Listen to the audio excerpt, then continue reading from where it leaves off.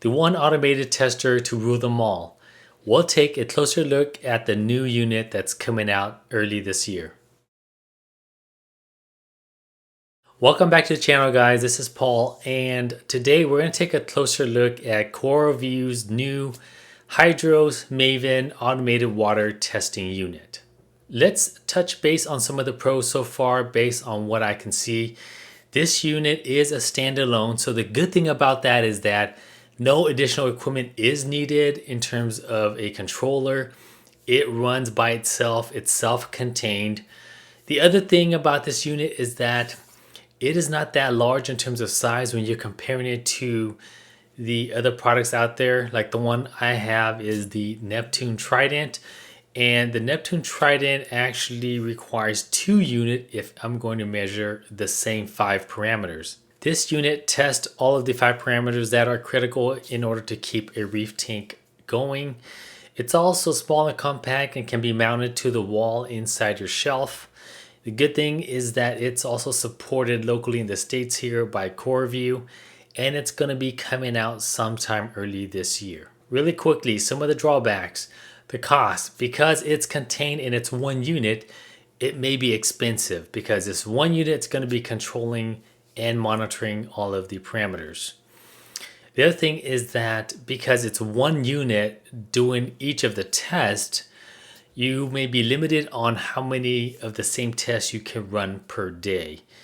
Versus the Trident, you have 2 separate units, and 1 unit is there to measure alkalinity, calcium, magnesium, while the other one is used to measure phosphate and nitrate. And these 2 units can be ran individually versus the Hydros Maven. You have 1 unit do everything. And I don't know if it can multitask and test 2 parameters at a time, but my understanding is that it's going to be testing 1 parameter at a time. Again, I could be wrong, but if it could test multiple parameters, that's even better. But if it's testing 1 parameter at a time, it's going to take some time to run through all the 5 tests. And then if you want to run another test, you're going to have to kick it off again. And then at which point it'll start running again. You may be limited on how many tests you can run per parameter. The other thing we're not too sure about yet is the reagent cost. Now on the Neptune Trident side, you know that they offer a 2-month reagent package and a 6-month reagent package. Now for the Hydros Maven, just not too sure what's going to be out there or how it's going to be packaged, but I'd like to get my hand on one and do a comparison analysis between these 2 units in terms of cost per run for the reagent, so that gives me an idea of which one is more efficient and which one would cost less during a certain period of time if I was to do this test. The other thing we're not too sure about right now is the noise level. The Trident I know is fairly quiet. Maven, we don't know yet. I know it's out there. I'm sure it's going to be as quiet with technology advancing these days. At least that's the hope. So I hope that it's quiet.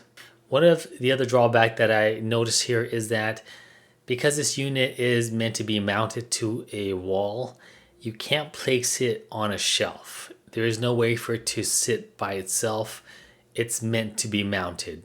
So if you can't mount it to a wall, or if you have a shelf and you want to put it inside your shelf, you're going to have to mount it within your shelf. It doesn't just stand on its own. It needs to be mounted, and the bottom needs to be cleared for the cables and the tubings to come out of. Let's go to my computer and let's take a closer look at this unit. All right, so if we look at this here, we can see right away that this Hydros unit here will measure magnesium, calcium, you have your phosphate, alkalinity, and nitrate. These are the 5 parameters that someone like me and yourself are interested in order to keep the tank running smooth. Now if we scroll down, we can see here that this unit looks very similar to the rest of the Hydros ecosystem in the way that it's designed. So it's got mounting screws on top and on the bottom. You have these kind of connectors here looks like 5-pin and 4-pin connectors, and that is for extending the ability of this unit. And then of course you have the tubings and the wirings at the bottom here. And what is very unique about this unit is that it has the mixing chamber on the outside. So the good thing about that is that you can easily take this off to get it cleaned out if needed. I know I have tried it, and I try to do the cleaning once every 6 months or once every year at the very least, where I go in and have to take the whole thing apart to get to the mixing chamber, take the tape off the top, and then take the pill out and then have that cleaned out. Based on this unit here and based on what we can see, it looks like it's on the outside here. So that should make it easier in terms of cleaning this unit and ensuring that it's operating correctly. Measurement as posted here. It's 11-inch tall by 6-inch width. It's 4.5-inch thick. So not too big, not too small, but it does and it will take some space. That's what it looks like. The good thing about this unit is that there is no programming involved. Everything should just work out of the box. And again, we don't know until it's been released and it's out there. And until I get my hand on one, I don't really know if coding is involved. But based on this here, no complicated programming language to learn. And you can just operate this with a smartphone. So that's really good. It's got some built-in drag and drop, it looks like, adjustment settings, so that should make it very intuitive.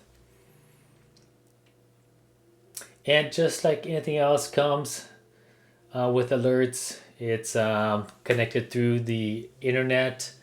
So this unit can be controlled and monitored remotely, which is a plus. And then again, alerts and alarms, notification in case something happens.